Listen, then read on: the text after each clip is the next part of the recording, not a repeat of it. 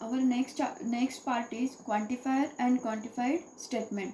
आता जेव्हा कुठलं पण आपल्याला एक स्टेटमेंट दिलेलं असतं असर्टिव्ह, त्याच्यामध्ये काय असतं, एक तर it corresponds to collection and a condition.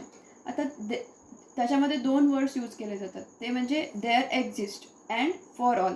या दोन जे आहेत त्याला काय म्हणायचं आहे, क्वांटिफायर. आणि क्वांटिफायर असलेल्या स्टेटमेंट्सला काय म्हणायचं आहे, क्वांटिफाईड स्टेटमेंट्स. देअर एक्झिस्ट हे डिनोट करतात या सिम्बॉलनी, and for all is denoted by this symbol. आता एक्झाम्पल्स घेतल्यावर तुम्हाला अजून डिटेलमध्ये कळेल. आता सपोज ए दिलेला आहे आपल्याला, एमध्ये एक सेट दिलेला आहे, फायनाईट सेट. त्याच्यामध्ये किती आहेत, 1 to 7 आहे. आपल्याला काय सांगितलं आहे, डिटरमाइन द ट्रूथ व्हॅल्यूज. आता फर्स्ट एक्झाम्पल, हे सिम्बॉल म्हणजे काय, there exist x which belongs to A such that x -4 = 3. म्हणजे या सेटमध्ये कुठलं तरी एक व्हॅल्यू अशी आहे की हे व्हॅल्यू कंडिशन हे इक्वेशन सॅटिस्फाय करते. आता अशी कुठली व्हॅल्यू आहे, तर 7 - 4 = 3. 7 ह्याच्यामध्ये आहे का, नाही. येस, म्हणजे देअर एक्झिस्ट एक्स इन ए, म्हणजे ह्याची ट्रूथ व्हॅल्यू काय झाली, तर ट्रू. तसंच आता नेक्स्ट एक्झाम्पल काय सांगितलं बघा. आता हे सिम्बॉल काय करस्पॉन्ड करते, फॉर ऑल. म्हणजे for all x which belongs to A x +1 > or = 3.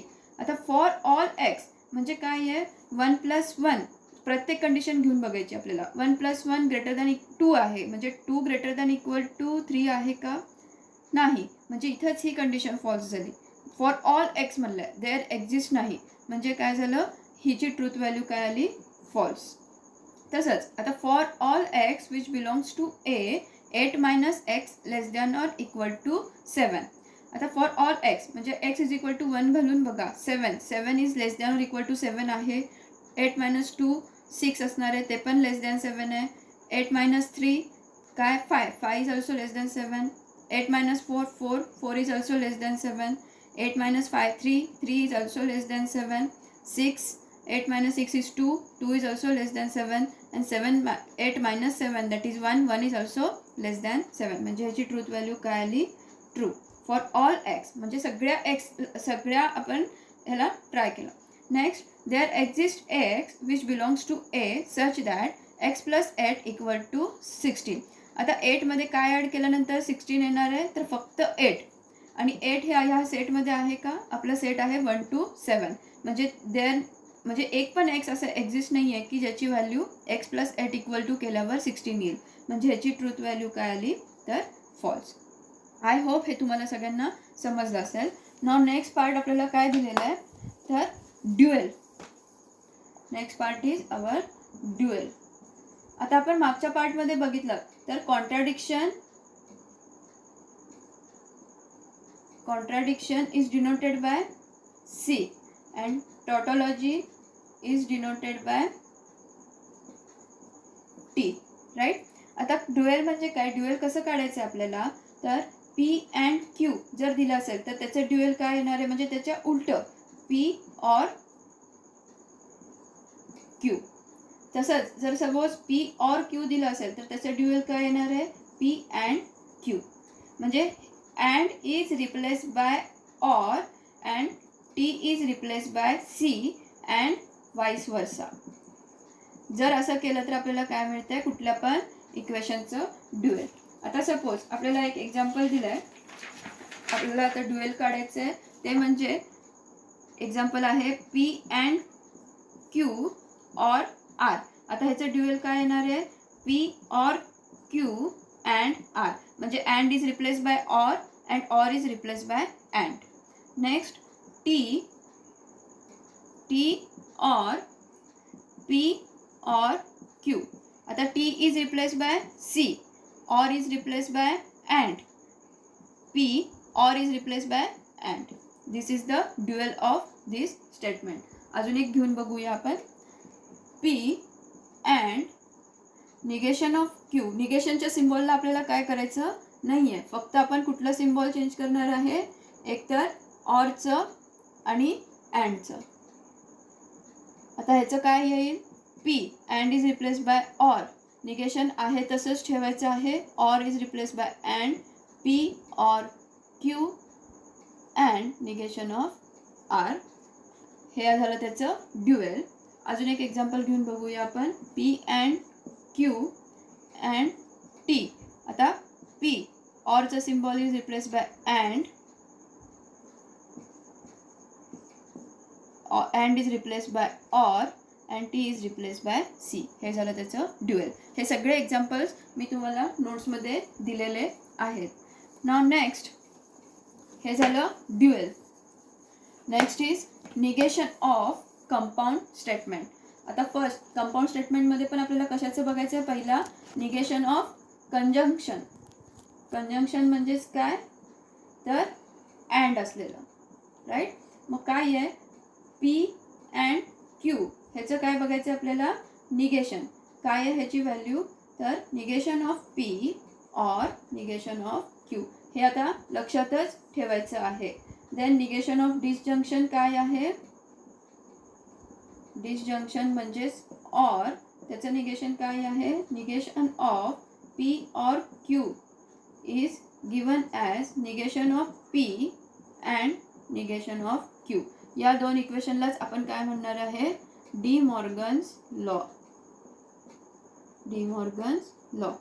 Then negation of implication, that is negation of P or if and only इफचं क्यू असेल तर काय असणार आहे? P and negation of Q. And negation of double implication is given as P and negation of Q or Q and negation of P. हे तुम्हाला चारही लक्षात ठेवायचे आहेत. Negation of conjunction, negation of disjunction, negation of implication and negation of double implication. आता एकच example आपण ह्याच्यामध्ये घेऊया, त्यानंतर पुढे जाऊया. आता आपलं एक्झाम्पल आहे, आपल्याला काय सांगितलं आहे? Right negation of. एक्झाम्पल काय दिलं आहे? 3 + 3 < 5 ऑर 5 + 5 = 9. आता जेव्हा निगेशन लिहा म्हणतात, कंपाऊंड स्टेटमेंट आहे म्हणजे आपल्या ह्या एका स्टेटमेंटमध्ये दोन स्टेटमेंट आहेत आणि मध्ये कनेक्टिव्ह आहे. मग सपोज पी हे एक स्टेटमेंट आहे, ते आहे 3 + 3 < 5 आणि क्यू हे एक स्टेटमेंट आहे, ते म्हणजे 5 + 5 = 9 आणि मध्ये कनेक्टिव्ह कुठलं यूज केलं आहे? ऑर. मग आता आपल्याला माहिती negation of P or Q काय आहे? Negation of P and negation of Q, right. मग आता ह्याचा गिवन स्टेटमेंटचं कसं येणार आहे? निगेशन ऑफ पी म्हणजे काय? 3 + 3 इथं लेस दॅन आहे म्हणजे काय येणार आहे? > 5. मध्ये कुठलं आहे? And negation of Q is 5 + 5 ≠ 9. अजून एक एक्झाम्पल, एक आता असं दिलेलं आहे, the number is neither odd nor perfect square. आता ह्याच्यामध्ये काय करायचं आपल्याला? पी हे एक काय स्टेटमेंट करणार आहे आपण? The number is odd and suppose Q is the number is perfect square. आपण घेताना इथं दोन्ही पण पॉझिटिव्ह घेत आहेत, पण आपल्याला दिलेलं काय आहे? निगेशन ऑफ पी आणि negation of P and negation of Q. दिलेलं स्टेटमेंट हे आहे आणि त्याचं निगेशन घ्यायचं आहे म्हणजे काय येणार आहे? Negation of P and negation of Q is given as P negation cancel होऊन statement itself and negation of and is nothing but or negation जाऊन स्टेटमेंट इटसेल्फ म्हणजे क्यू म्हणजे पी ऑर क्यू. आता पी काय आहे? The number is odd, number is odd or perfect square म्हणजे आपला answer काय येणार आहे त्याचं? द नंबर इज पी काय आहे? द नंबर इज ऑड आणि मधलं आहे connective or, it is perfect or perfect square. अजून एक एक्झाम्पल, 7 < 3 अँड 4 < 11. आता पी ला लेट काय करणार? Let P is equal to 7 < 3 and let Q is equal to 4 < 11. आता मधलं कनेक्टिव्ह कुठलं आहे, अँड, म्हणजे negation of P and Q काय येणार आहे, निगेशन ऑफ पी और निगेशन ऑफ क्यू. म्हणजेच कसं येणार आहे, आता निगेशन ऑफ पी म्हणजे काय येणार, 7 ग्रेटर दॅन आहे म्हणजे तिथं less than equal to 3 and is replaced by or, and negation of this statement is 4 greater than equal to 11. हे झालं negation of given statement. And last part of today's lecture is आपल्याला बघायचं आहे ते म्हणजे कॉन्व्हर्स, त्यानंतर inverse and Contra positive. आता हे काय आहेत 3, तर आपल्याला एक आपलं इम्प्लिकेशनचं स्टेटमेंट आहे ते म्हणजे पी इम्प्लाइज क्यू. आता ह्याचा कॉन्व्हर्स काय आहे, तर Q implies P is called as converse of P implies Q. Then negation of P or implies negation of Q is called as inverse of P implies Q, and negation of Q implies negation of P is called as contrapositive. म्हणजे एक P implies Q हे आपल्याला हे 3 results देते, त्यालाच आपण काय म्हणणार आहे, ह्याच्या आता पी इम्प्लाइज क्यू दिलाय त्याच्या उलट जर केलं तर त्याला आपण काय म्हणणार आहे, कॉन्व्हर्स. त्यानंतर दोघांना पण निगेशन इम्प्लाय केलं तर आपण त्याला काय म्हणणार आहे, इनव्हर्स. आणि ह्याचं उलट केलं आपण negation of Q or implies negation of P तर त्याला आपण काय म्हणणार आहे, कॉन्ट्रा पॉझिटिव्ह. आता एकच एक्झाम्पल आपण ह्याच्यावरून घेऊया. आता आपल्याला दिलेलं आहे काय आहे, एक स्टेटमेंट दिलेलं आहे आपल्याला, ते म्हणजे इफ फंक्शन is differentiable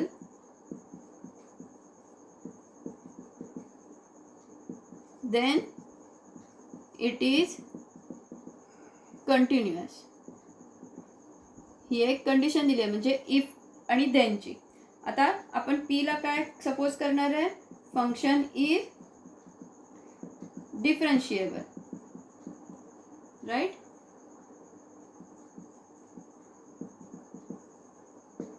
आणि आपलं क्यू काय आहे, function is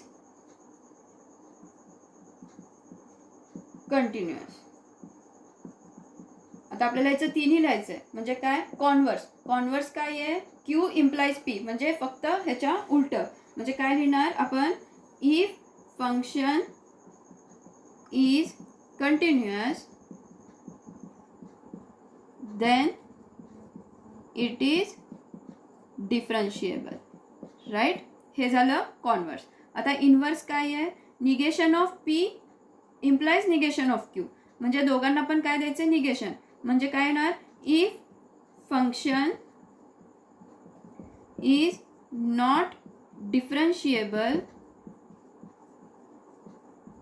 then it is not continuous, right.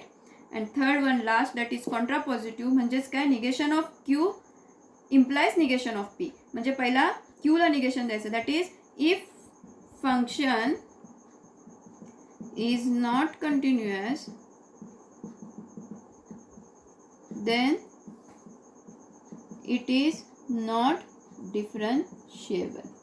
म्हणजे आपल्याला एका स्टेटमेंटवरून त्याचं 3ही काढायला सांगतात, ते म्हणजे converse, inverse and Contra positive. आजचे हे 3ही पार्ट्स व्यवस्थित लक्षात घ्यायचे आहेत. ते म्हणजे आपण बघितले क्वांटिफायर, त्यानंतर ड्युएल, त्यानंतर negation of compound statement that is negation of and or implication and double implication.